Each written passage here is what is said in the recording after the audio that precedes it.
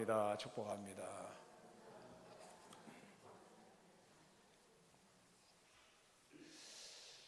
오늘날 많은 사람들이 살면서 갈팡질팡하며 살아갈 때가 많습니다. 왜 그렇게 됩니까? 그것은 뜻을 정하지 못했기 때문입니다. 뜻을 붙잡고 나가는 의지가 부족하기 때문에 그렇습니다. 왜 불안해합니까? 목숨을 걸 수 있는 분명한 뜻이 없기 때문입니다. 뜻이 분명하면은 세상에서 두려울 것이 없습니다. 미국 하버드 대학 한 교수가 하버드의 MBA 과정 학생들을 조사했더니 목표의 유무가 그의 나중의 삶을 엄청나게 변화시킨 것을 알게 되었습니다. 졸업한 학생들에게 인생의 목표가 무엇이냐라고 물었더니 13%만 대답하고 3%는 그것을 글로 기록했습니다. 나머지 84%는 빨리 졸업하고 휴가를 즐길 것만을 기대했다고 합니다. 그런데 10년이 지난 후에 조사해 보았더니 장래 자기 삶의 목표를 세운 학생들은 그렇지 않은 그룹보다도 2배의 연봉을 받고 있었고, 글로 기록한 3%는 무려 10배의 연봉을 받고 있더라는 것입니다. 목표를 정하고 사는 사람과 그렇지 않은 사람과의 차이를 말하고 있습니다. 그래서 우리의 삶을 올바르게 잘 이끌어가려면 목표를 정하고 우선순위를 정하고 살아가야 한다는 것을 말씀합니다. 삼중고를 겪었던 헬런 켈러를 잘 아실 것입니다. 급성 뇌염에 걸려서 볼 수도 없고 말할 수도 없고 들을 수도 없게 되었습니다.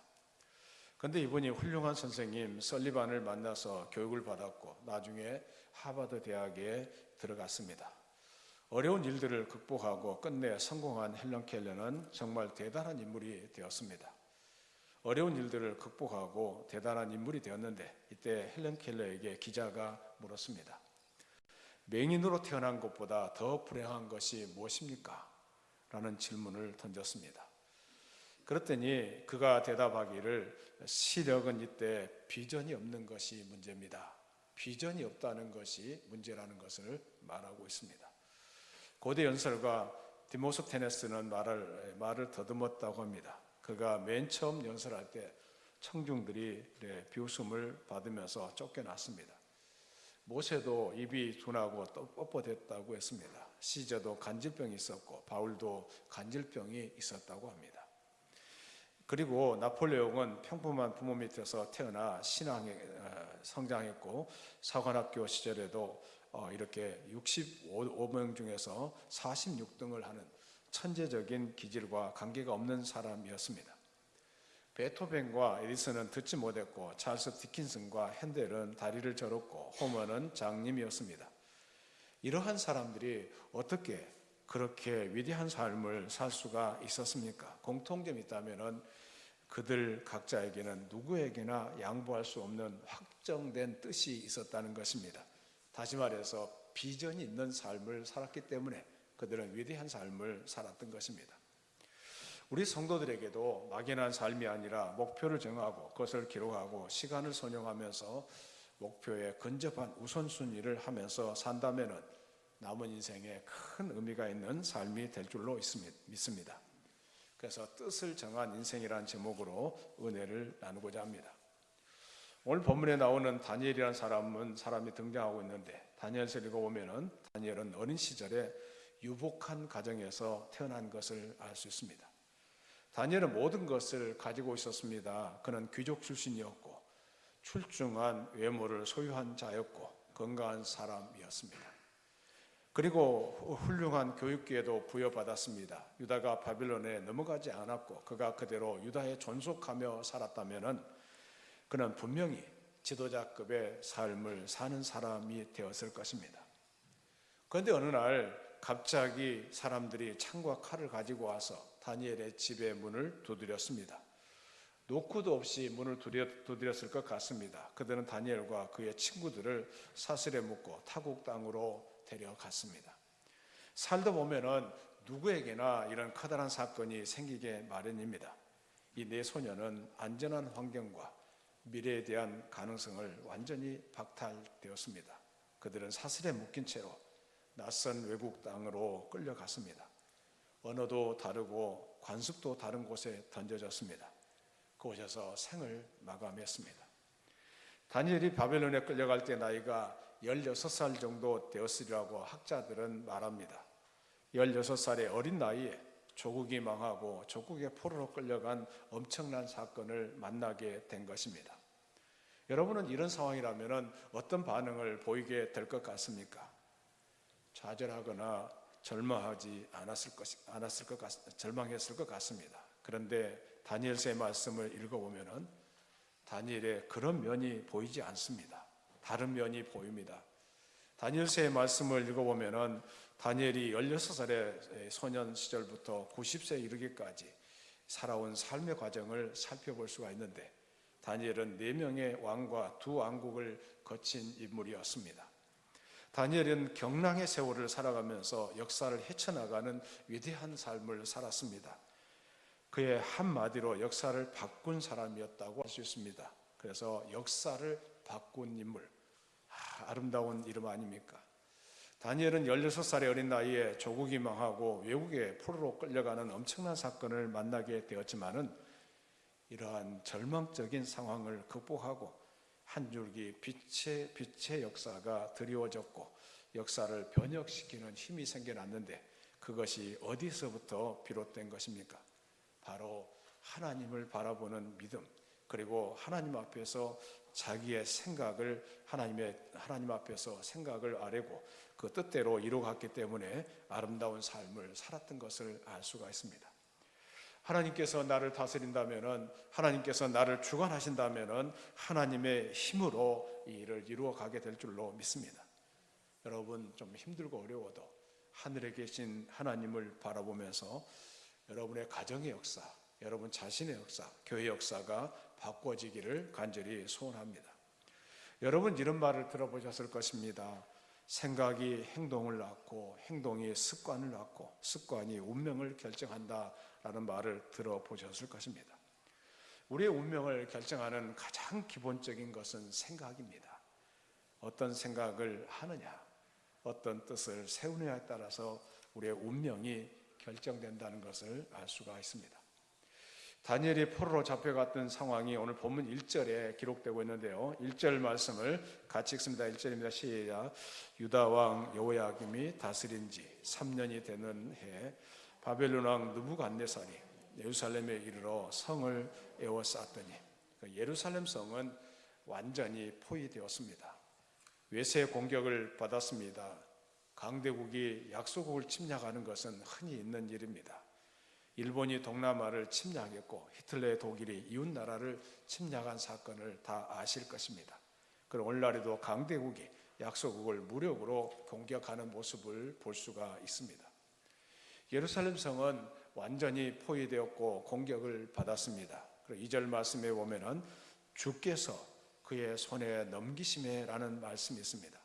하나님께서 그들을 적의 손에 넘겼다는 말씀을 하고 있습니다.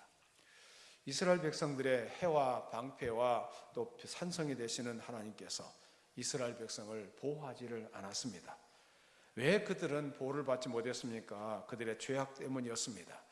이사야서 59장 1절부터 3절 말씀을 같이 읽겠습니다. 시작.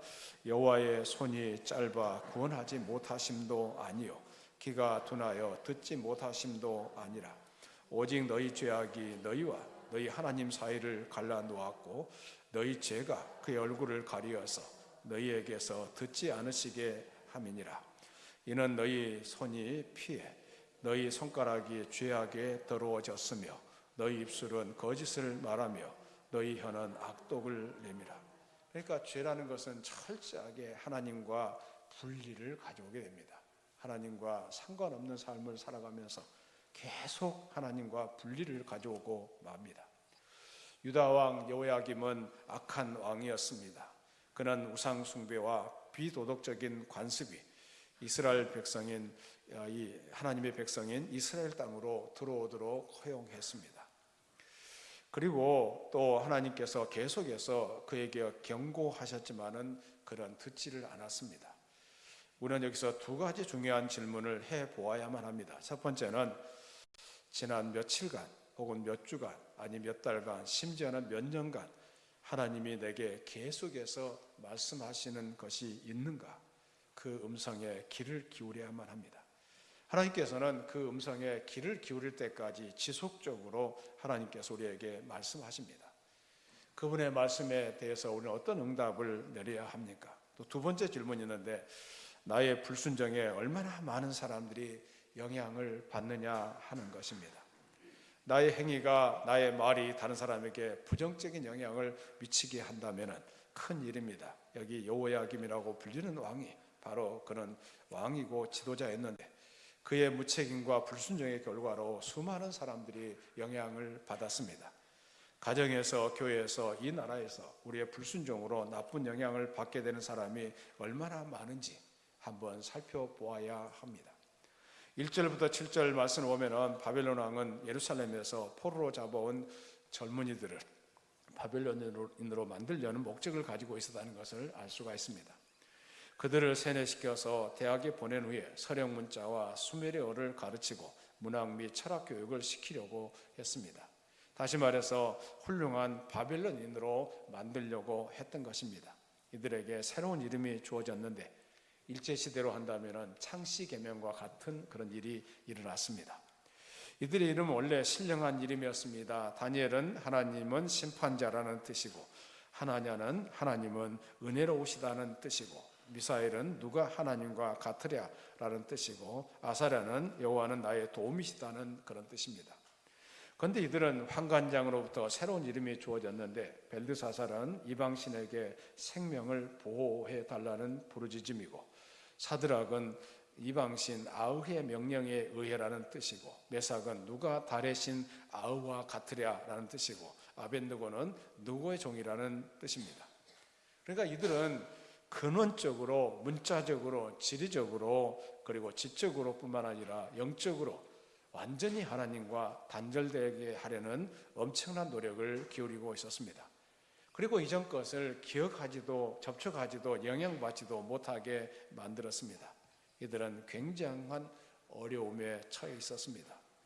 이런 상황이라면 여러분은 어떤 반응을 나타낼 것 같습니까? 초대교회 당시에 로마 원형극장에서 어머니가 어린아이를 껴안고 순교자의 대열에 서 있었습니다. 굶주린 사자들이 그들을 향해 달려들었습니다.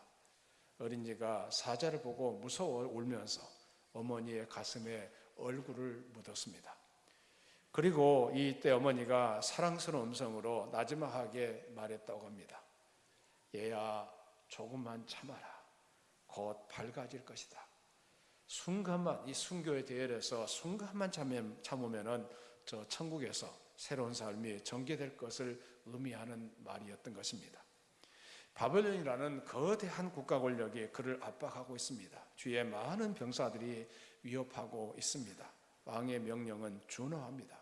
그런 상황에서 오늘 8절 말씀을 같이 한번 읽겠습니다. 8절입니다. 시작. 다니엘은 뜻을 정하여 왕의 음식과 그가 마시는 포도주로 자기를 더럽히지 아니하리라 하고 자기를 더럽히지 아니하도록 환관장에게 구하니. 대단한 용기입니다. 이런 상황에서, 이 무시무시한 상황 아닙니까? 정말 절박한 상황입니다. 꼼짝할 수 없이 그 상황에 말려 들어갈 수밖에 없는데, 그 가운데서 이 용기를 내서 이 말을 했다는 것은 대단한 것입니다. 어떤 유수한 은행에서 아주 중요한 요직의 부장 한 명을 특채했습니다. 부장을 특채해서 환영회를 하는데, 그런 시간에 전무가 술 한 잔 따라서 부장에게 권하는 것입니다. 그때 부장이 이렇게 말했습니다. 나는 그리스도인이기 때문에 술을 마시지 않습니다. 그러자 전무가 화를 내면서 옆에 있는 이 상무는 장로야.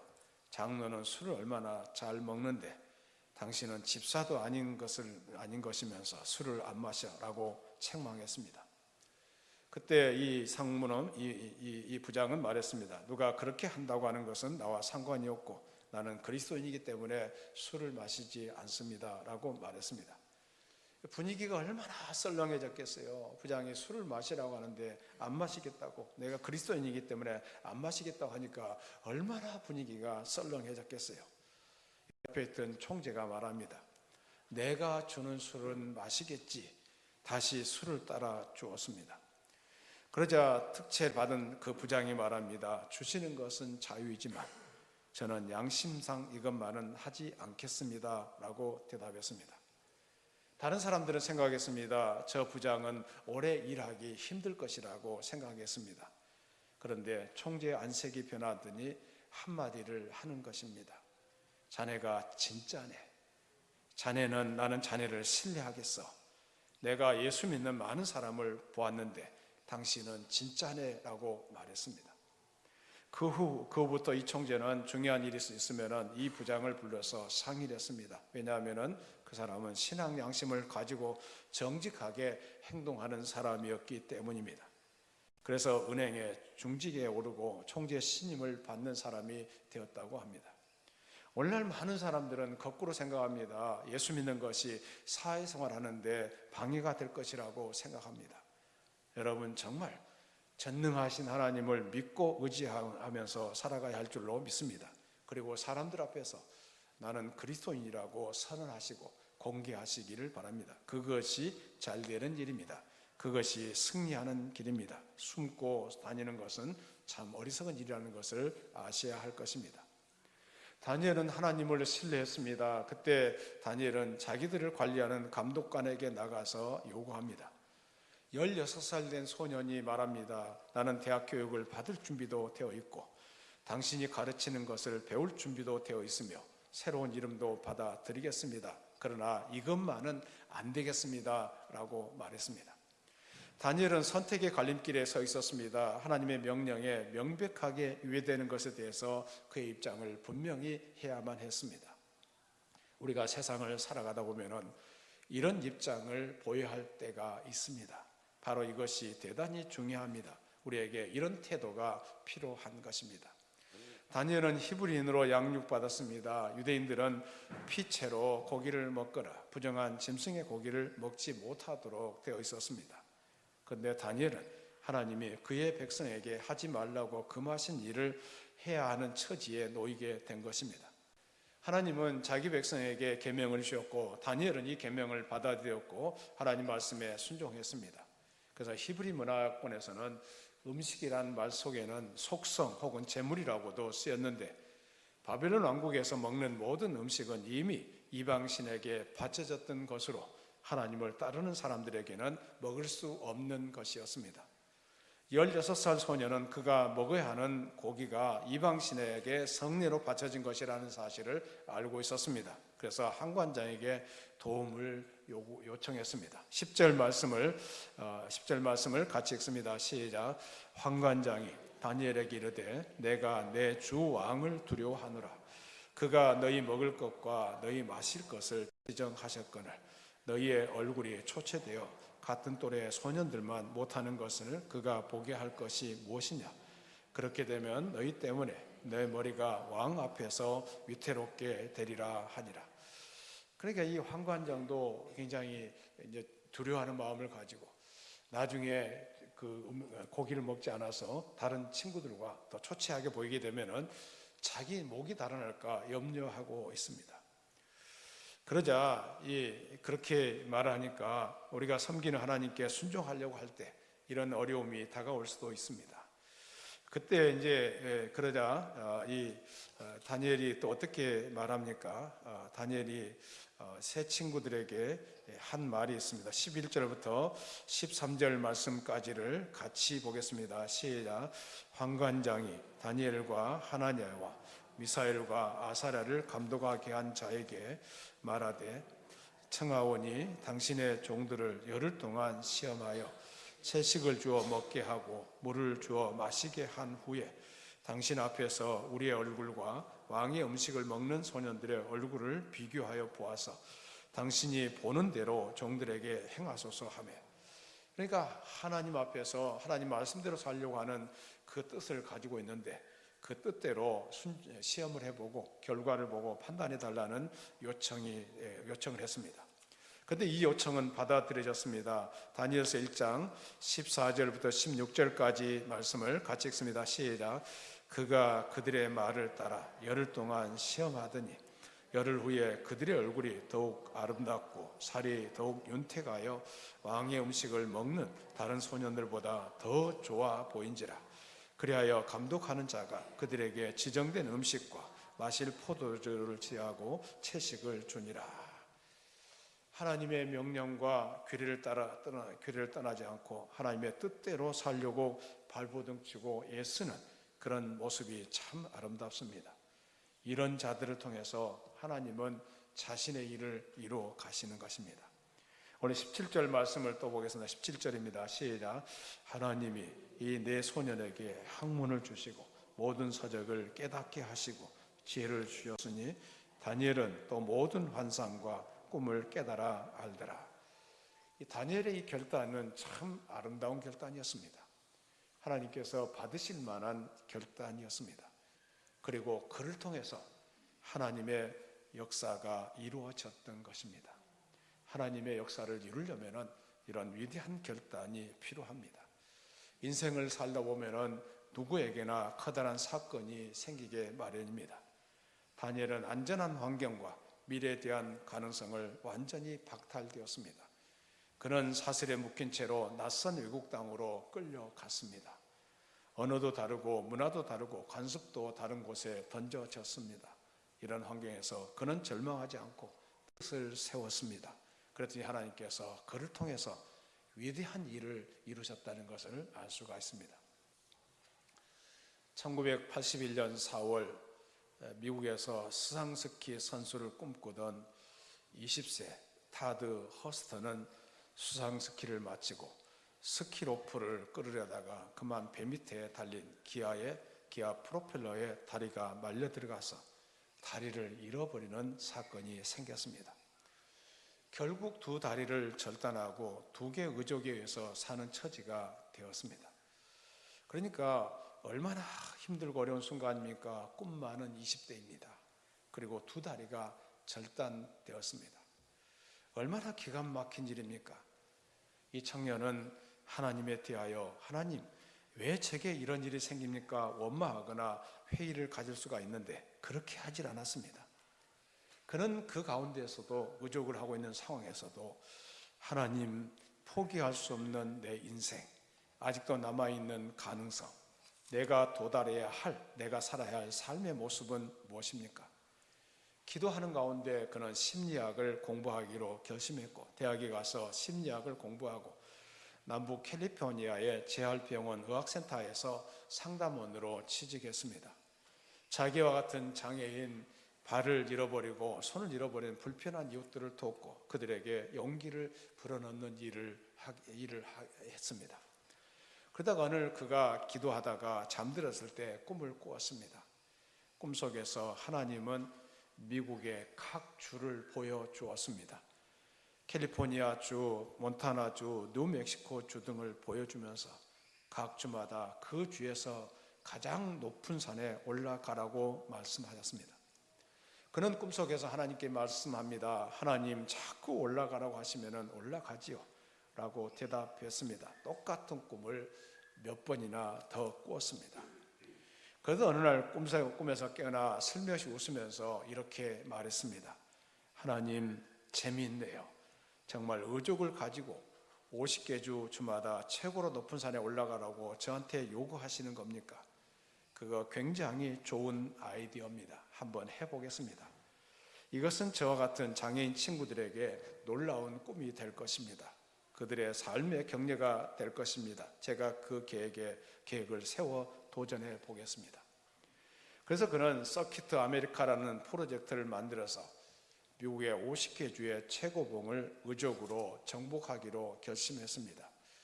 1994년 6월 1일 드디어 알래스카주의 맥킨리 봉에서부터 최고봉들을 정복했는데 정복 여행이 계속되었습니다. 그는 여러 차례 위험한 고비를 넘기며 아슬아슬하게 목숨을 지켜나갔습니다. 수많은 기자들이 따라가면서 어째서 이런 모험을 하면서 무모한 일을 도전하십니까? 라고 물으니까 타드는 이런 대답을 했다고 합니다. 나는 전능하신 하나님을 믿습니다. 하나님이 내게 주신 가능성에 도전하려고 합니다. 그리고 이 도전이 나의 사랑하는 장애인 친구들에게 꿈과 용기가 될 수 있기를 소망합니다. 드디어 여정을 출발한 지 66일째 되던 8월 7일 오전 11시 57분 바로 그 시간 21시 47분에 50번째 주, 50번째 산인 하와이 마우나키아 산 정상에 우뚝 섰습니다. 50개 산을 다 정복했습니다. 그리고 그는 높은 산 꼭대기에서 전능하신 하나님을 향해서 희망의 찬양을 드렸습니다. 저 높은 곳을 향하여 날마다 나아갑니다. 그리고 이 장면이 미국 TV에 생중계되었습니다. 그는 엎드려서 기도드렸습니다. 전능하신 하나님, 나의 가능성에 정상을 도전케 하신 하나님을 찬양합니다. 이 땅의 장애인들이 저마다 그 삶의 가능성의 정상을 포기하지 않고 저 높은 곳을 향하여 오르도록 도와주시옵소서. 여러분, 이 어려운 상황을 잘 극복했습니다. 잘 이겨냈습니다. 그런 20살에 두 다리를 잃고 삶이 어둡고 깊은 고통의 골짜기를 지나가고 있을 때 그는 원망하거나 포기하지 않고 여호와 하나님을 부르짖었습니다. 하나님께서 그를 통하여 시련을 극복하게 하시고 귀하게 쓰임받게 하셨던 것입니다. 결론적으로 말씀드리겠습니다. 다니엘은 16살의 어린 나이에 바벨론에 끌려갔지만은 뜻을 정했습니다. 다니엘은 안전한 환경과 미래에 대한 가능성을 완전히 박탈당했습니다. 그 사슬에 묶인 채로 낯선 외국 땅으로 끌려갔습니다. 언어도 다르고 문화도 다르고 관습도 다른 곳에 던져졌습니다. 이런 환경에서도 그는 절망하지 않았습니다. 뜻을 세웠습니다. 그리고 아름답게 하나님의 뜻을 성취해 갔던 것입니다. 다니엘의 무덤이라는 사진 한번 올려주세요. 다니엘의 무덤이 저렇게 있습니다. 이란 수사에 있는 다니엘의 무덤입니다. 다음 사진 한번 넘겨주세요. 다음 사진도 저와 같이 이란 수사에 있는 다니엘의 무덤입니다. 그러니까 여러분, 아무리 절망적인 상황이라 할지라도 다니엘처럼 그 상황을 아름답게 받아들이고 그 상황 속에서 적극적으로 하나님의 뜻을 이루어가야 할 줄로 믿습니다. 이런 다니엘을 통해서 하나님의 위대한 역사가 이루어졌던 것을 알 수가 있습니다. 그리스도인들은 현실에 동화되는 사람이 아니라 현실을 거슬러 올라가는 사람들인 것입니다.